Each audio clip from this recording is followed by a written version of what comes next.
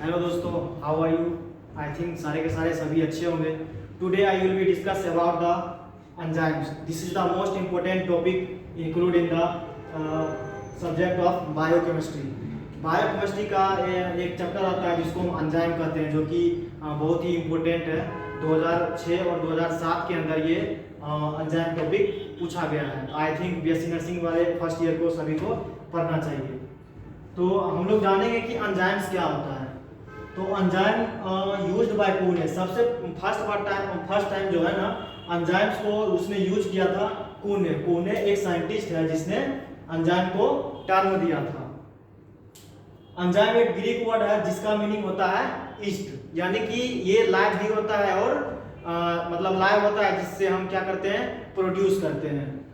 Greek word है जिसका means होता है ईस्ट।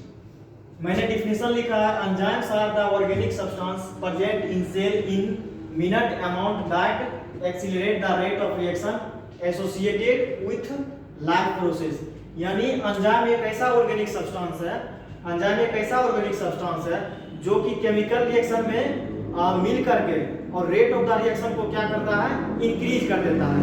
मेरे कहने का मतलब हो गया कि जैसे मान लेते हैं कि एक बीकर है, ठीक है, और बीकर में एक मैंने केमिकल्स मिला दिया है। तो केमिकल्स को मिलाने के बाद जो होता है ना, कि जैसे मैंने एक बीकर लिया है, ठीक है, मान लेते हैं इसमें एंजाइम, ठीक, और जब एंजाइम मिलाने के बाद क्या होता है ना, जैसे कि मैंने इसमें एंजाइम जो है इसमें ऐड कर दिया। तो एंजाइम ऐड करने के बाद क्या हो रहा है कि रेट ऑफ द रिएक्शन, यानी कि रेट ऑफ द रिएक्शन क्या हो रहा है, इंक्रीज हो रहा है। यानी कि प्रतिक्रिया करने की क्षमता, कैपेसिटी ऑफ प्रतिक्रिया, कैपेसिटी ऑफ रिएक्शन, वो क्या हो जा रहा है, इंक्रीज कर रहा है।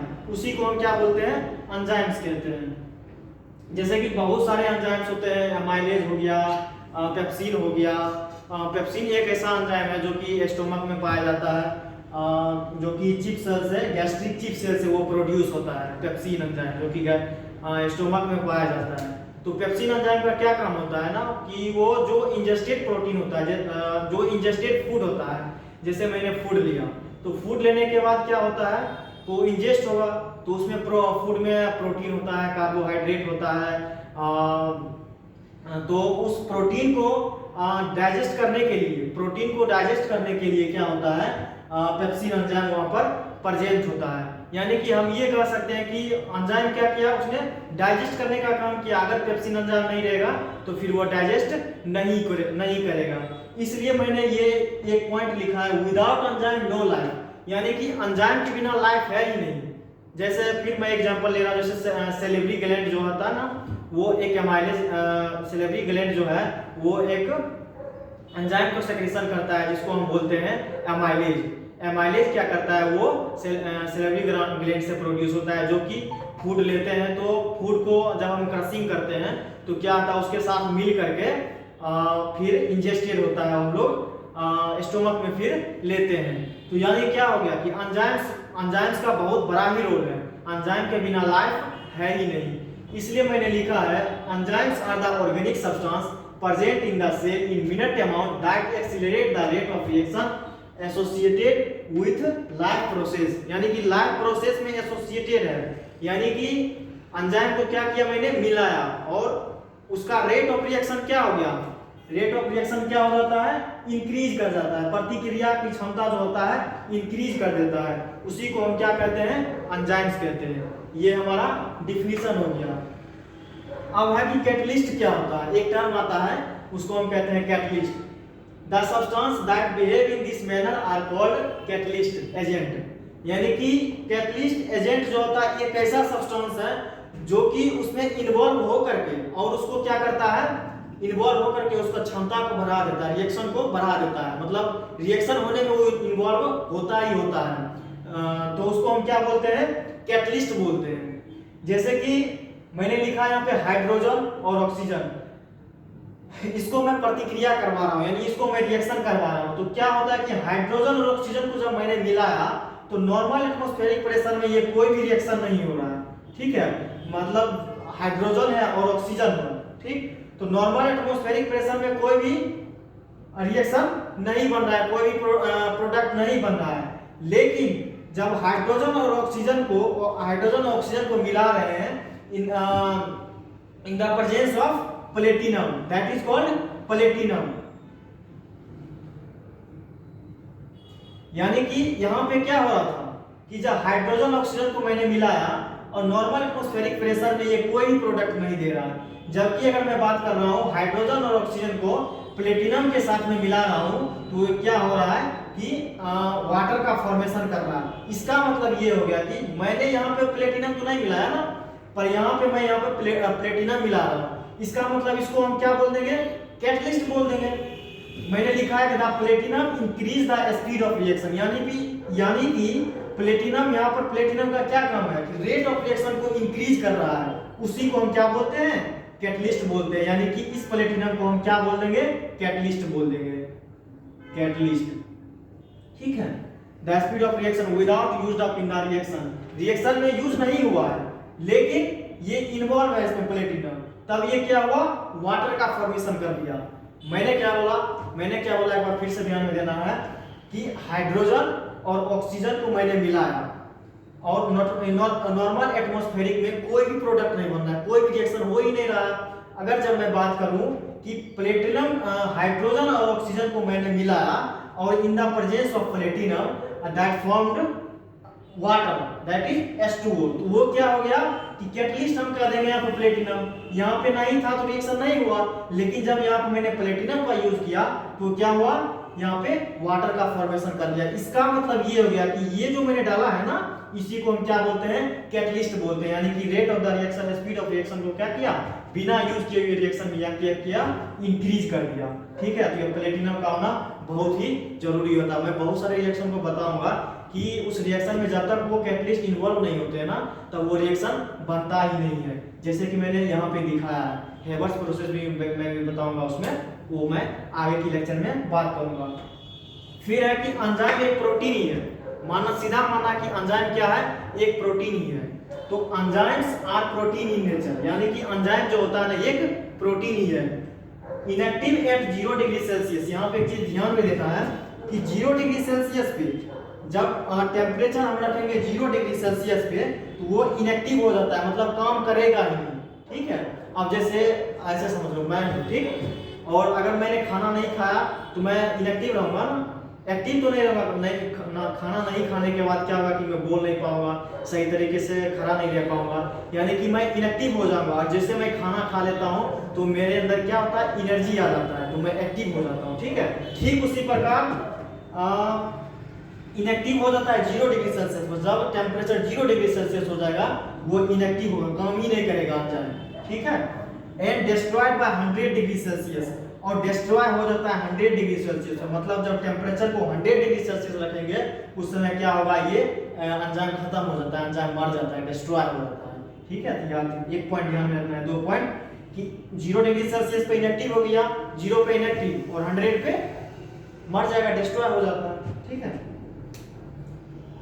मतलब 100 डिग्री सेल्सियस उसको डिस्ट्रॉय कर सकते हैं। ठीक है, अब कि on the basis of site of reaction there are 2 types of enzyme. Basically enzyme जो होता है ना, साइट ऑफ रिएक्शन की बात करेंगे तो 2 टाइप्स के एंजाइम होता है। एक तो होता है इंट्रासेलुलर एंजाइम और दूसरा होता है एक्स्ट्रासेलुलर एंजाइम। तो इंट्रा का मतलब क्या होता है, इंट्रा का मतलब होता है अंदर, and cellular means cell, enzyme is enzyme. तो जो सेल्स के अंदर एंजाइम्स होंगे, सेल्स के अंदर जो होंगे उस एंजाइम को क्या बोल देंगे, इंट्रासेलुलर एंजाइम, और जो बाहर होंगे, एक्स्ट्रा का मतलब हो गया आउटसाइड द सेल, उसको हम क्या बोल देंगे, एक्स्ट्रा सेलुलर एंजाइम्स। अब हम लोग देखते हैं, एक एक करके पढ़ते हैं कि इंट्रासेलुलर एंजाइम्स क्या होते हैं और एक्स्ट्रा सेलुलर एंजाइम्स क्या होते हैं। बहुत सारे कुछ ऐसे एंजाइम्स होते हैं ना, जैसे कि एमाइलेज होता है ना, स्टार्च का, जिसको हम एमाइलम, स्टार्च को हम एमाइलम भी बोलते हैं। अब वैसे नेक्स्ट वाले लेक्चर में मैं पढ़ा रहा हूँ।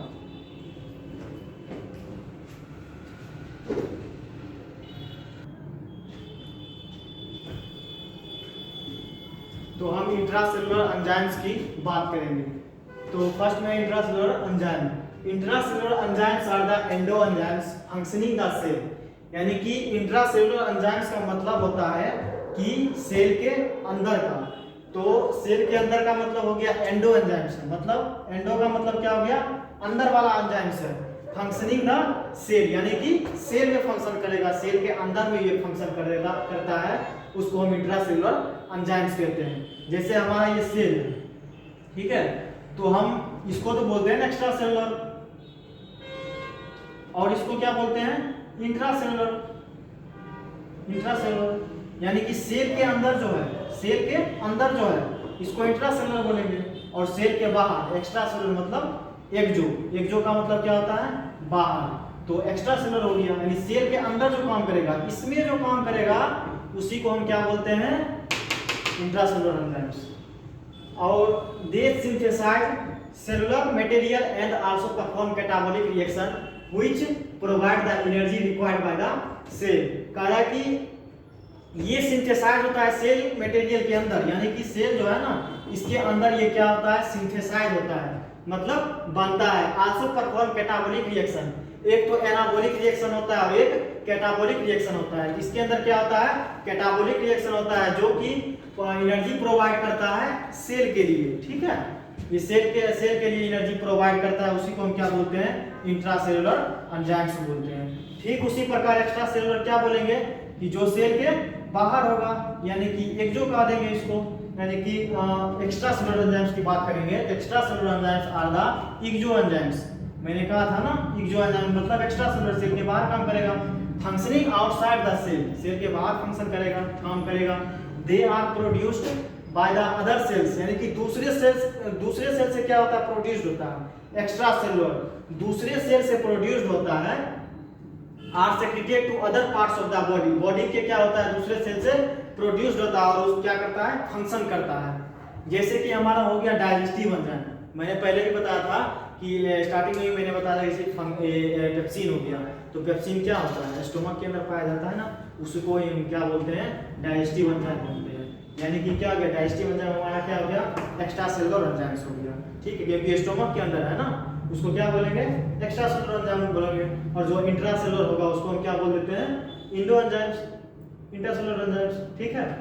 अब मैंने पढ़ाया था कि जैसे मैंने H2 हाइड्रोजन को और ऑक्सीजन को मैंने मिलाया था, नॉर्मल एटमॉस्फेरिक प्रेशर में रिएक्शन नहीं हो रहा था, लेकिन जब हम बात करेंगे हाइड्रोजन और ऑक्सीजन को मैंने मिलाया था in the presence of platinum, तो हमारा क्या बना था, वो H2O यानी कि वाटर का फॉर्मेशन कर दिया था।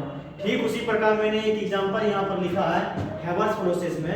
हैवर्स प्रोसेस में आप देखोगे कि जब नाइट्रोजन और हाइड्रोजन को मिलाते हैं in the presence of iron, तो वो हमारा क्या होता है, अमोनिया का फॉर्मेशन करता है। यानी कि मेरा कहने का मतलब ये है ना कि आयरन जो है ये कैटलिस्ट की तरह काम करता है, रेट ऑफ रिएक्शन को बढ़ाने का काम करता है। कौन, ये हमारा catalyst, that is called iron. यानी कि नाइट्रोजन और हाइड्रोजन को हमने मिलाया तो ये अमोनिया का फॉर्मेशन कर लिया in the presence of iron. अगर हम आयरन नहीं डालेंगे ना तो अमोनिया का फॉर्मेशन नहीं करेगा। तो हमारा यहाँ पर आयरन कौन सा हो गया, कैटलिस्ट हो गया।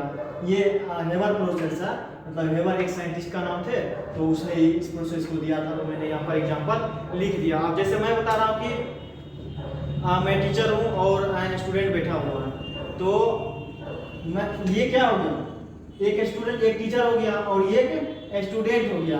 अब मान लेते हैं कि कैटलिस्ट की तौर पर कौन काम कर रहे हैं, प्रिंसिपल काम कर रहे हैं। जो स्कूल का प्रिंसिपल है ना, जब तक वो प्रिंसिपल क्या करेंगे, जब तक वो प्रिंसिपल जब तक क्लास नहीं चलाएंगे, वो मतलब कि आदेश नहीं देंगे, तो वो नहीं चल सकता, यानी कि नर्सिंग ऑफिसर नहीं बन सकता। तो स्टूडेंट और टीचर तो दोनों कर रहे हैं, ठीक है, प्रोडक्ट भी बन रहा है, लेकिन जब वो प्रिंसिपल उसमें काम नहीं कर रहे हैं तो 4th ईयर का डिग्री नहीं मिलेगा, नर्सिंग ऑफिसर नहीं बनेगा। इसका मतलब इसका कैटलिस्ट कौन काम कर रहा है, प्रिंसिपल काम कर रहा है, जो इसका प्रिंसिपल है वो काम कर रहा है, ठीक है। तो अब हमने इंट्रासेलुलर एक्स्ट्रासेलुलर की बात कर ली है। अब कुछ एंजाइम्स जो है ना, मतलब सफिक्स के तौर पर, मतलब जैसे वो सफिक्स के तौर पर लगता है, जैसे एंजाइम जैसे काम करते हैं, फंक्शंस के बेसिस पे हम देखेंगे।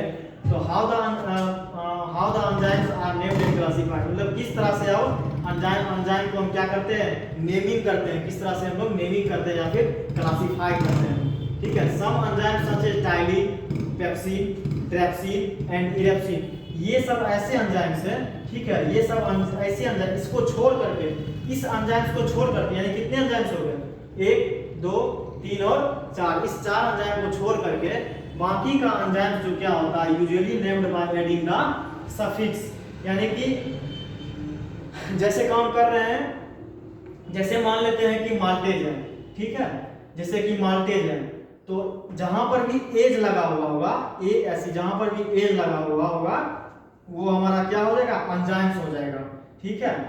और माल्टोज जो है, माल्टोज तो आप जान रहे हो ना, 2 ग्लूकोज यूनिट मिल करके, 2 ग्लूकोज मोनोसैकेराइड यूनिट मिल करके क्या बनता है, माल्टोज का फॉर्मेशन करता है। मैंने पहले लेक्चर में बताया है, तो वो आई थिंक देख लेना चाहिए। तो some enzyme such as ptyalin, pepsin, erepsin और इरेप्सिन को छोड़ करके, इस सब एंजाइम्स को छोड़ करके यूजुअली हम एंजाइम को कैसे डालते हैं, सफिक्स ऐड करके डालते हैं। सफिक्स का मतलब हो गया कि सफिक्स एक तो होता है हमारा प्रीफिक्स, एक होता है प्रीफिक्स और एक होता है सफिक्स। प्रीफिक्स का मतलब, प्री का मतलब क्या होता है, पहले, प्री का मतलब होता है प्राथमिक है, पहले, यानी जैसे किसी का माल्टोज है ना, माल्टोज, तो ओज इसको रिमूव करके इसमें एज लगा देते हैं, यानी कि ये बाद का हो गया, यानी सफिक्स हम इसमें लगा रहे हैं ना, जैसे माल्टोज है, अगर ओज के पहले इसको हटा करके हम लगा देते क्या, कुछ भी लगा देते, तो ये हमारा हो जाता है प्रीफिक्स, यानी प्रीफिक्स होता है। जबकि हम इसी को हटा दे रहे हैं और एज लगा रहे हैं, तो हो जाएगा क्या, सफिक्स हो जाएगा, माल्टेज, ठीक हो गया माल्टेज। यानी कि कहना क्या चाह रहा है कि ये सब एंजाइम छोड़ करके बाकी सारा एंजाइम जो होता है, ज्यादातर एंजाइम जो क्या होता है, वो सबस्ट्रेट के नाम पे रखते हैं, suffix to the name of the substrate on which they act, यानी जिस तरह से वो एक्ट करते हैं ना, उस तरह से हम क्या करते हैं, सफिक्स, नाम के आगे सफिक्स लगा करके, यानी जो हमारा नाम है, ये हमारा नाम है, तो इस नाम में सफिक्स लगा करके बाद वाला को क्या करते हैं, रिमूव करके और सफिक्स लगा करके सबस्ट्रेट के नाम पर क्या करते हैं, एंजाइम का नेमिंग करते हैं। जैसे कि माल्टेज, ठीक है, और माल्टोज पे ऐसे समझो, जैसे माल्टोज है ना, माल्टोज है, तो इसको क्या किए, ओज को हम रिमूव कर दिए, ओज को रिमूव कर दिए और यहाँ पर क्या कर दिए, एज लगा दिए, मतलब एंजाइम हो गया, यानी माल्टेज हो गया, ठीक है। यानी सफिक्स मैंने लगाया ना, प्रीफिक्स लगा था तो ये हटा था, प्रीफिक्स का मतलब होता है पहले हम नहीं लगाया ना, बाद में लगाया, इसलिए इसको सफिक्स बोलते हैं, ये चीज को ध्यान में रखना है। तो माल्टेज ऑन माल्टोज पर हमने क्या लगाया, माल्टेज लगाया।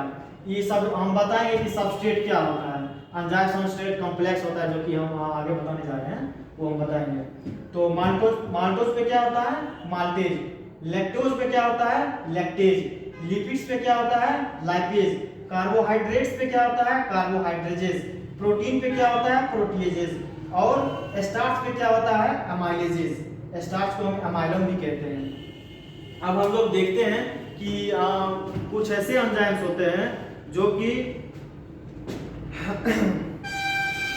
मतलब कुछ एंजाइम्स ऐसे होते हैं जो कि उसके मतलब कि फंक्शंस के नाम पे दिया जाता है, जैसे कि डाइपेप्टाइड है ना, dipeptide hydrolyses by dipeptide to the amino acid, यानी डाइपेप्टाइड क्या करता है ना, डाइपेप्टाइडेज पे एक्ट करके और वो अमीनो एसिड्स का फॉर्मेशन करता है। तो हम लोग फंक्शंस के आधार पे एंजाइम्स को देखते हैं।